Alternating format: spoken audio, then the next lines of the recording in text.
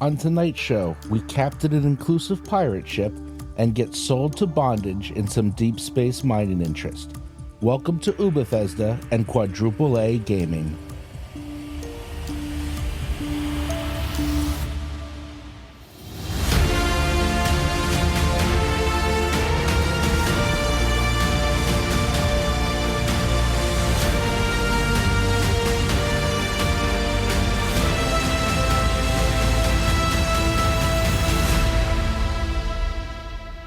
Good evening, wherever you are and whatever you're doing. Thank you for joining me again for another episode of Misbehaved Liberty.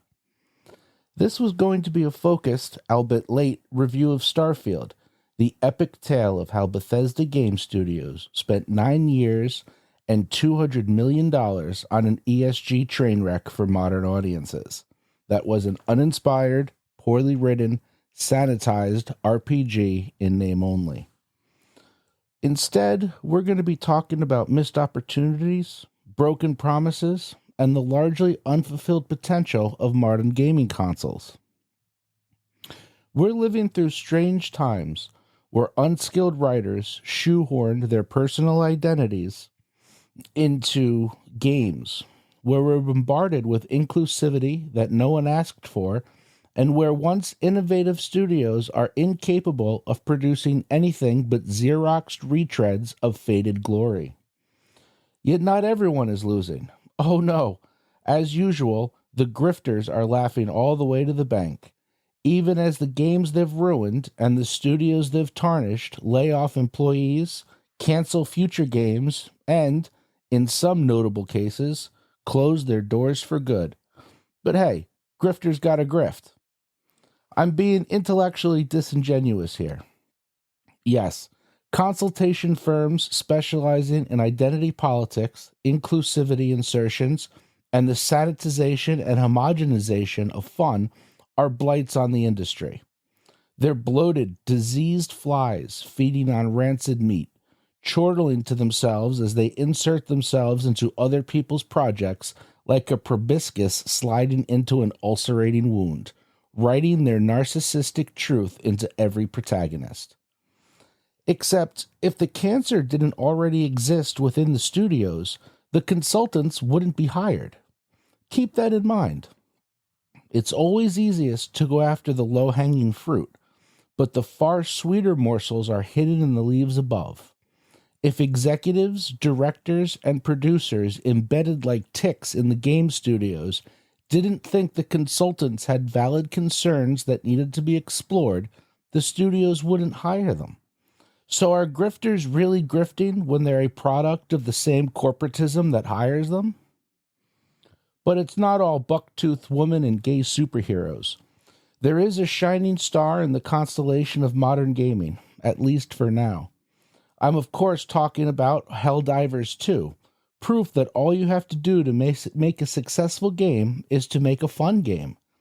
Too bad so few studios seem able to figure that out. I have no doubt that Helldivers 2 will be as forgotten by the Game Awards as Hogwarts Legacy was, despite Hogwarts Legacy being the best-selling game of 2023 across all platforms. Preamble aside, we're now starting our adventure on the high seas of the Indian Ocean, because inclusivity and Africa. Far from the shores of the Caribbean, buried treasure, and the youthful dreams of boys for the past 100 years, we're going to be sailing a pirate ship in the Indian Ocean. But don't worry about any of that other stuff, because your crew is 15% female because ESG ratings. That sounds exciting. This, ladies and gentlemen, is Skull and Bones. Yet here's the thing, it's not even hard. Sit back, close your eyes, and picture this. Muted sounds of combat from off in the distance. Closer, the creak of timber and ropes. The player character stands in line outside the magazine, below water level in an eerily dark hull. Water runs down the sides of the ship. In the distance, sailors labor at the pumps. A Royal Marine sergeant barks orders and loops canisters of powder around the necks of the children in front of you. The powder monkeys, roughly aged 11 to 14, that ran powder from the magazine to the gun decks. You are one of these children. You take your powder canisters, and the tutorial begins, showing you how to move, climb, run, slide, jump, and navigate obstacles as you move from the lower decks up to the gun decks. You reach your gun deck and are deafened by the thunderous crash of naval artillery. The gun deck is dark and gloomy, full of smoke. The only light filters through the open gun ports. Officers and gun crews shout orders and chant cadences as guns are reloaded and hauled into position. You run towards your assigned gun near the stern. A slow match, lit and dangling above a jar of water, swings from an overhead beam. Your gun captain pulls his lanyard. The flintlock mechanism used to fire naval cannons sparks. The gun booms, rolling back against its ropes and blocks. The crew jumps to work, swabbing the barrel with a wet ramrod, taking the canisters from you and sliding them down into the gun before shoving in a solid iron round shot. The crew ram homes the powder charge and the shot. They begin hauling on the ropes, pulling the gun back into firing position. Suddenly, there's a loud crash and the gun deck gets notably brighter. Men are screaming. The hull has been breached. A gun dismounted, a gun crew broken and smashed down by the explosion of wood and iron. You stumble towards the breach in a daze. You stare out through the breach. 10 or 12 feet away, you see the slab-sided hull of a warship, the gun ports filled with screaming Frenchmen. They run a plank through their gun port and across the gap between ships. You glance up and see grappling hooks sailing out from the French ship. You hear the pop of muskets, and you look back to see a Frenchman clutching a boarding axe and a cutlass, charging barefoot across the plank between ships. You grab a makeshift weapon, a broken spar conveniently highlighted by the tutorial, showing the player that makeshift weapons can be picked up from the environment.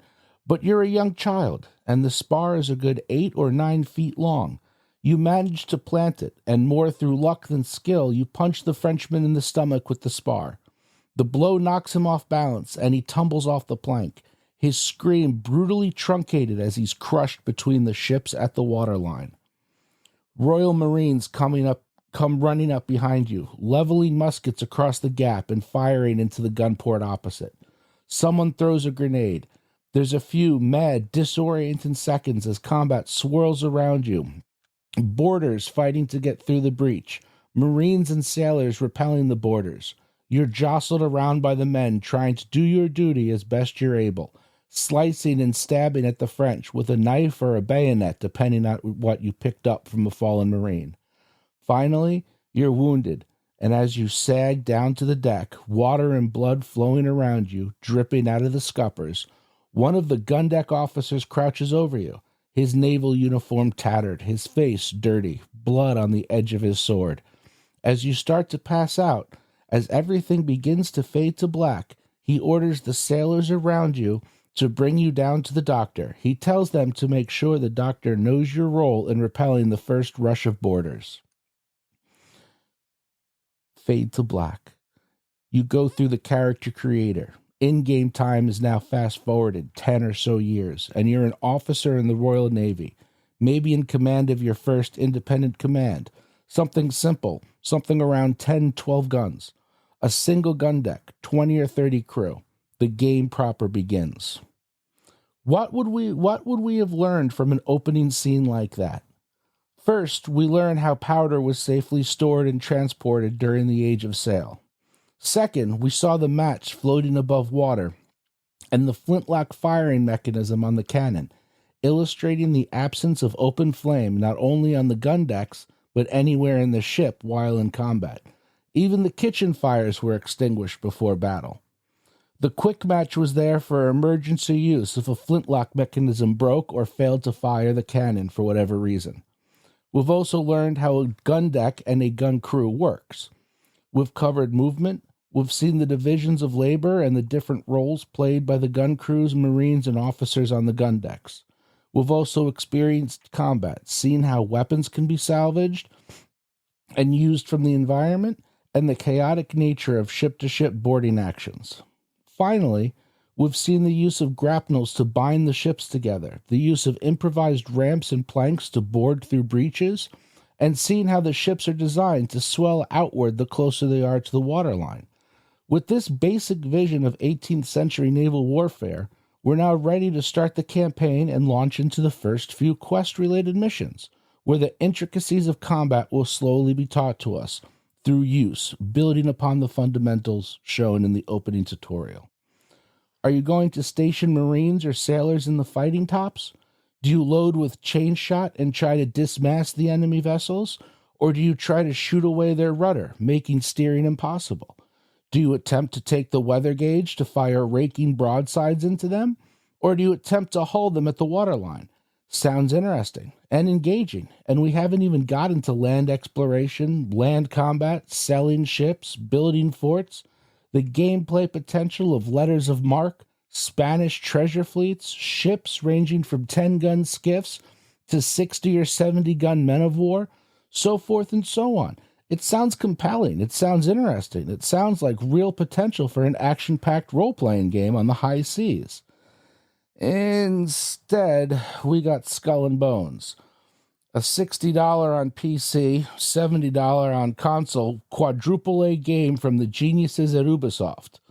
That is less of a game than Assassin's Creed Black Flag, a game that was released on PlayStation 3 and Xbox 360 in 2013. Far from engaging, compelling gameplay, we got yet another live surface abomination that starts you off by letting you experience the endgame before tossing you adrift in a longboat with a spear. You get to engage in such thrilling resource gathering as cutting down trees from your ship, mining from your ship, and gathering loot with single key presses, also from your ship. Weather gauge? Wind? Current? No, who wants to deal with any of that? But there is a stamina bar to limit your ability to go fast. Ships explode in spectacular fireballs as if they're carrying unsecured explosives on their main deck. Cannonballs explode on impact despite being solid iron shot. Ramming is a viable tactic because some dev decided it's cool.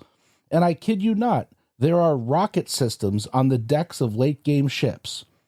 That's right, on wooden ships that rely upon canvas sails and a complicated network of rigging to maneuver, there are rocket systems.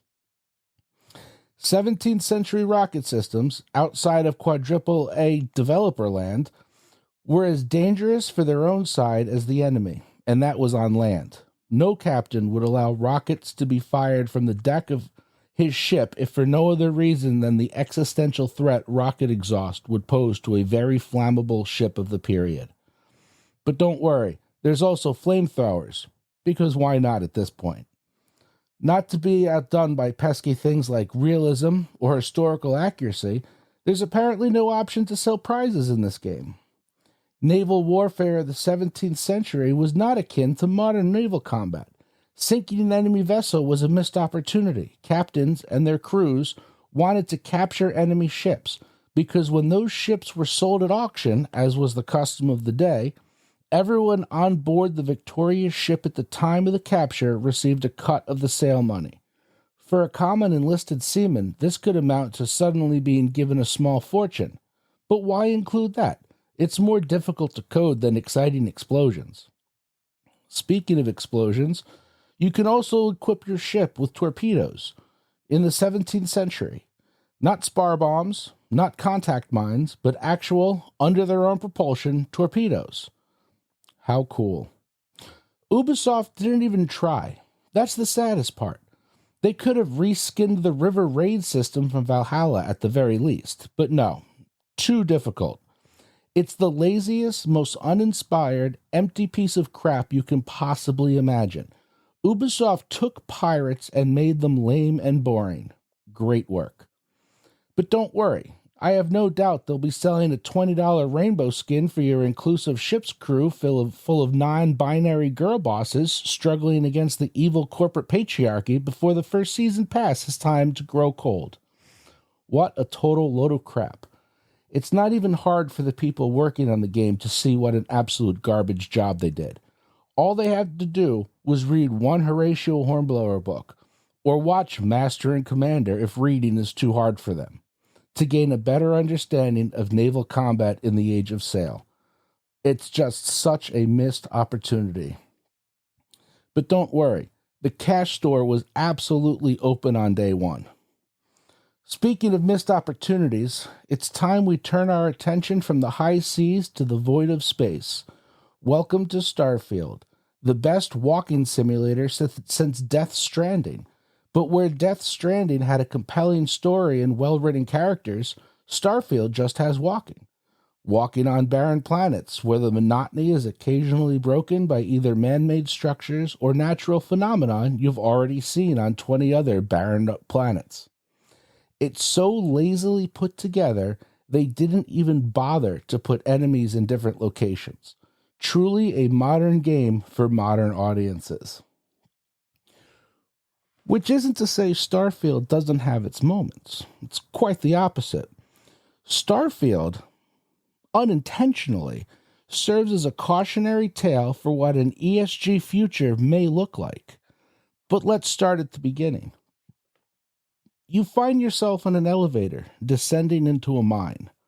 Your taskmaster, an insufferable and useless corporate appointee named Lynn, is if you're keeping track, this is Minority Girl Boss 1, explains the job. It's your first day. After an entirely on-rails walking segment, you're finally allowed to go mine. And whoops, you touch some strange MacGuffin surrounded by floating rocks. You have an epileptic seizure that the developers generously call a vision and wake up in the infirmary. But wait, hold on. I can't let that go without another comment.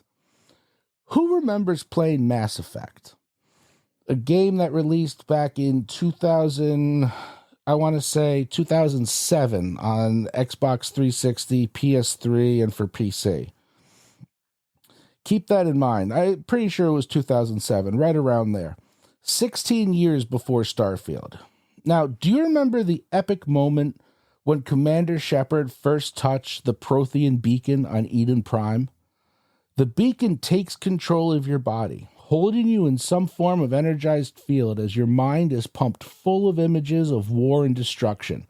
The opening maw of a collector, a flash of a Reaper ship, biomechanical nightmares, burning cities, and atomic detonations rippling across a planet. All in, at most, 2 seconds. As the game progresses and Shepard talks to and learns from his allies and crewmates, more and more of the vision is slowly unlocked. The beacon is a warning or a promise of what the future may, or always, holds for the civilized races. It's a moment early in the first game that isn't fully realized until late in the third game. Starfield, by contrast, shows you a vision of some stars, a couple of flashy lights, a vague outline over the stars of something that may be a ship, and that's about it.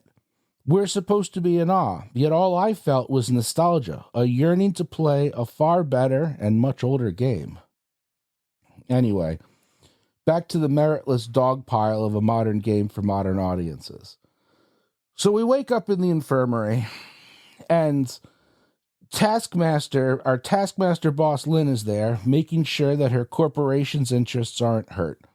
Some guys with names no one remembers or cares about say some mealy-mouthed nothings to no one hears, and we walk outside. Here it is, the grand Ubithesda moment, the opening of the game world. Get ready, here we go. And it's more rocks. That's right. Your taskmistress ends up arguing with some guy who agrees to fulfill your contract in order to free you so you can go join some secret society of do-nothings called Constellation. Wait, hold on a second. Fulfill your contract? That's right. Through the use of bad writing to force the main quest on the player, the epic-level wordsmiths over at Bethesda actually do some major world building. World building that succeeds in unintended ways later in the game, but for now, here it is. This was your first day of mining, and you were in some sort of bondage or forced labor situation. A situation where, to get you off the planet, A totally innocent man has to sell himself into bondage in order for you to be released from your contract. Minority girl boss and forced labor. Man, the future sure is looking bright for humanity. Oh, and if you try to stand up to authority, if you realize that you're in a forced labor camp and attempt to kill your taskmaster, well, you can't. That's it. You just can't. See, you can't kill the named characters in Starfield. They just crawl around on the floor for a while until they get back up. The message here is that in the ESG future, we're just mere cogs that can't stand up to authority. It just isn't done. It isn't right. A modern game for a modern audience, ladies and gentlemen. Now, please, know your role and eat your bugs. And no, I'm not kidding. When food isn't mystery squares of packaged flavoring paste, it's often some form of bug in sauce. Delicious future cuisine a la Bill Gates and the World Economic Forum. You can practically hear that ESG rating rising for Bethesda in real time. And we haven't even met the other members of Constellation. It's hard to imagine a blander group of uninteresting companions. Loaves of white bread have more character than these characters. First, you've got Mateo, a theologian who does nothing and likes good deeds. Next, you've got Vladimir, a black Russian who used to be a pirate and exhibits none of the character that description should elicit. There's Walter Stroud, the elderly white industrialist who funds Constellation and seems to only be a member for his money. You've got Noel, a graduate student and protege of the current leader of Constellation. Then there's Barrett, who you already met briefly when he bought you out of your forced labor contract by selling himself to Argos. Then there's Andrea, whom you meet killing a few guys, and she happens to be a member of the most interesting faction in the game. But of course, that faction isn't really explored at all in the game, because if it was, it would be more difficult to sell you DLC content a year from now. There's Vasco, a robot and the only morally gray character you can have travel with you. Then there's Sam Coe, a broken shell of a man abandoned by his partner, Lillian. Sam and Lillian have a daughter, Cora, but Lillian is too busy girl bossing to care, and so Sam brings Cora along on your ship, like so much unwanted luggage. Though Cora does make it easier on the writers to show how emo Sam can be, is without having to stoop to such mundane things as character development. And then there's Constellation's fearless leader, Sarah Morgan. Sarah's claim to fame is her rapid rise through the military despite her lack of ability. This lack of ability is best illustrated in-game when you discover that after she was appointed to command the United Colony Navigator Corps, the Corps was shut down a year afterwards. Now, why? Why was the Corps shut down a year afterwards? Well, as the game progresses, you learn that in particular, there's an entire quest devoted to tracking down 2 crew members abandoned on a hostile planet for 20 years by Sarah. One can only imagine the knowing smirks amongst her male colleagues who were passed over for promotion at that one.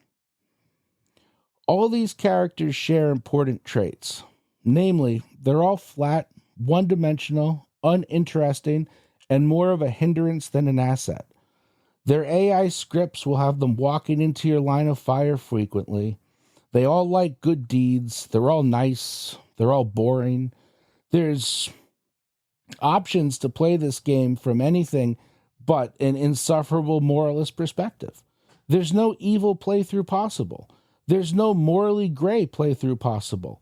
There is only the game developer's approved morality expressed through the inconsequential likes and dislikes of the companions.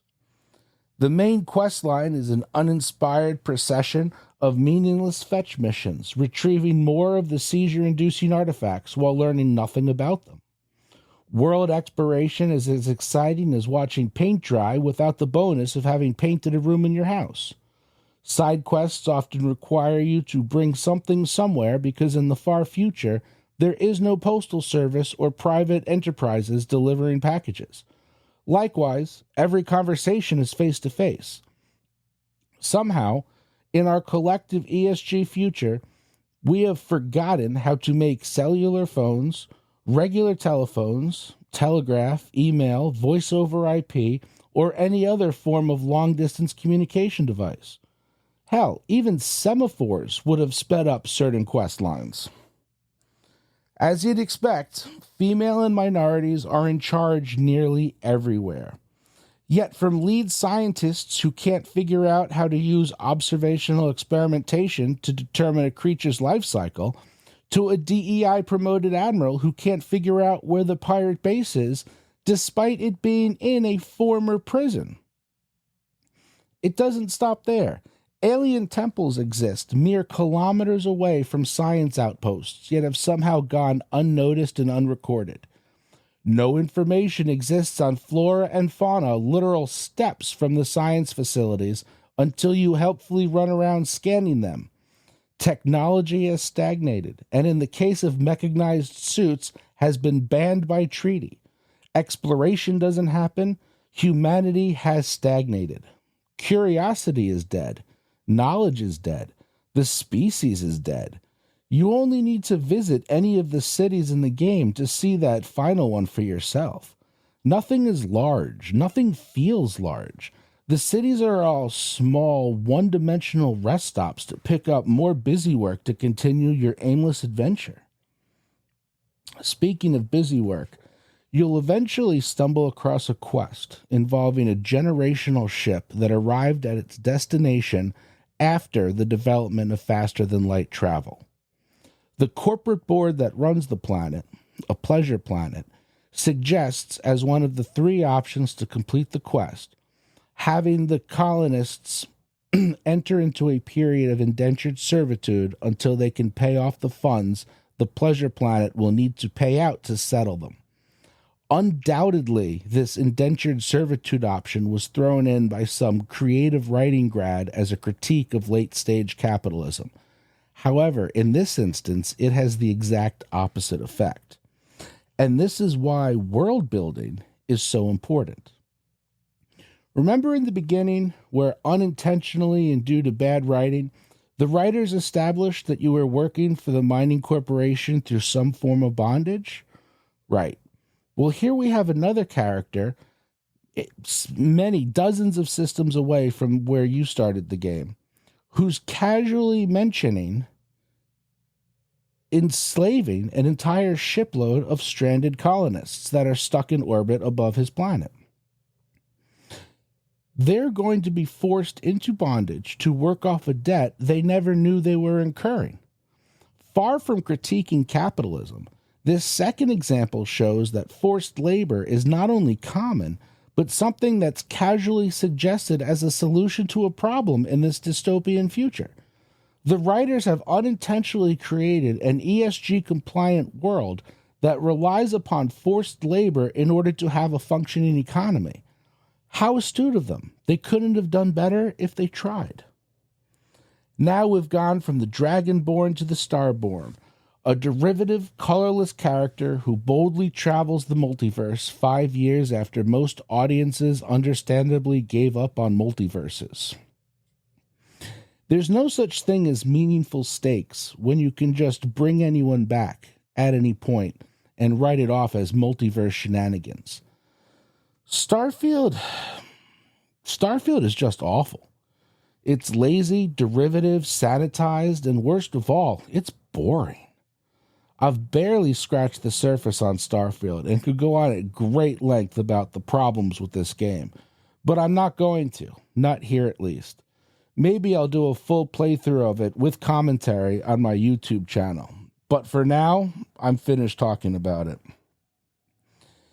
The game is designed by committee, written by progressives with no talent, and intended to check the correct boxes to get the correct amount of investment dollars from the correct investment funds. It's an awful amalgamation of mechanics, story beats, and themes that have all been done and done better in other places before now. But that can be said of much of modern gaming. Oh, but how they tried to defend their corporate game by committee. Most of us have heard stories of developers complaining about people not knowing what goes into making a game by others, as if that's some excuse anyone cares about. You know what else most people don't know about? Building bridges. Yet the people who build bridges can't phone it in and open a bridge that's only 60% complete while promising to fix it over the next year.